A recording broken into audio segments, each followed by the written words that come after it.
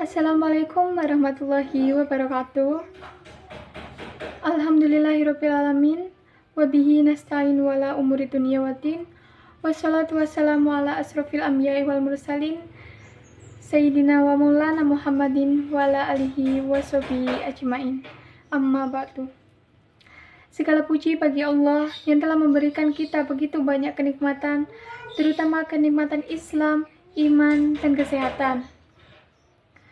Salawat dan salam selalu tercurahkan kepada Nabi Muhammad SAW yang telah membimbing kita semua dari jalan kegelapan menuju jalan yang benar dan terang benderang. Yang terhormat Bapak Ibu Guru dan teman-temanku semua yang insya Allah dirahmati dan diridhoi oleh Allah.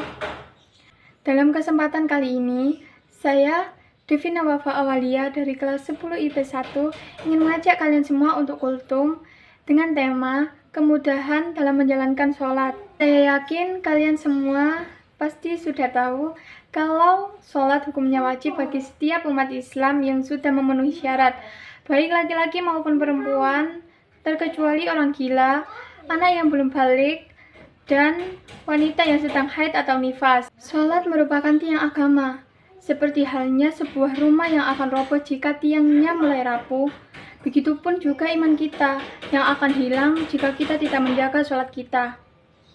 Perintah sholat dijelaskan dalam Al-Quran surat An-Nisa ayat 103 yang artinya, maka dirikanlah sholat. Sesungguhnya sholat itu adalah kewajiban yang telah ditentukan waktunya atas orang-orang yang beriman. Teman-teman yang dirahmati oleh Allah, apakah kalian semua sudah tahu ada kemudahan untuk kita sebagai umat Islam dalam menjalankan sholat? Kemudahan yang pertama yaitu dengan menjamak sholat. Menjamak sholat artinya menggabungkan dua sholat wajib dalam satu waktu. Menjamak sholat ada dua macam. Yang pertama, jamak takdim, yang artinya kita melaksanakan sholat pada waktu sholat yang pertama.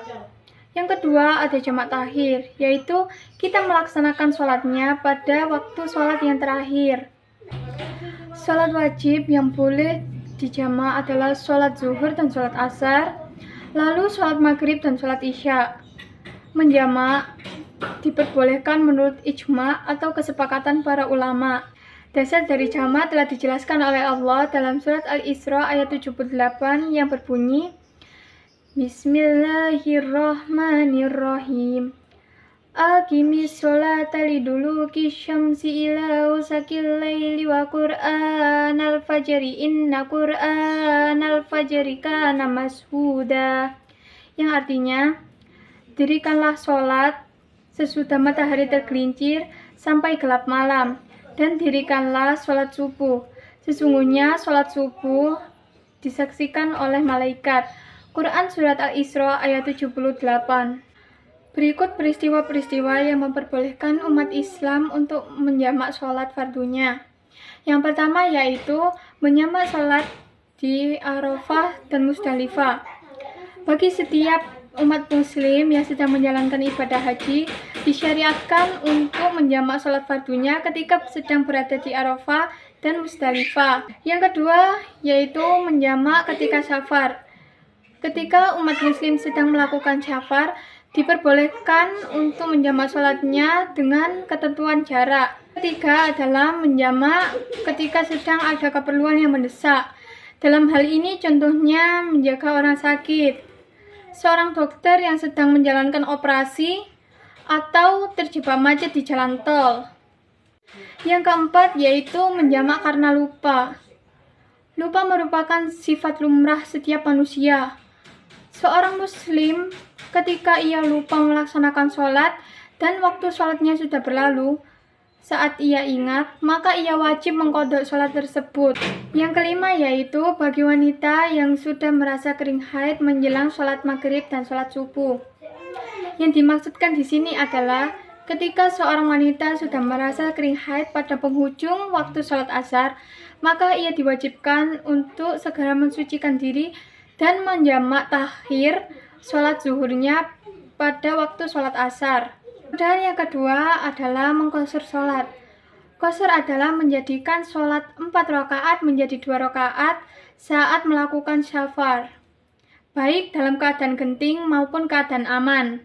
Safar secara harfiah berarti melakukan perjalanan, sedangkan seseorang yang melakukan safar disebut musyafir.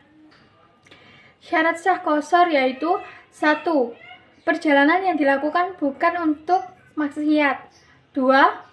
Perjalanan yang dilakukan berjarak minimal 89 km. Berikut hikmah dari jamak dan qashar. Yang pertama, kita dapat melakukan sholat wajib dengan meringkas ketika berpergian jauh sesuai kebutuhan. 2. Menghemat waktu. 3. Tidak memiliki tanggungan sholat. 4. Mengikuti sunnah Rasul. Demikian yang dapat saya sampaikan. Kurang lebihnya saya mohon maaf. Wassalamualaikum warahmatullahi wabarakatuh.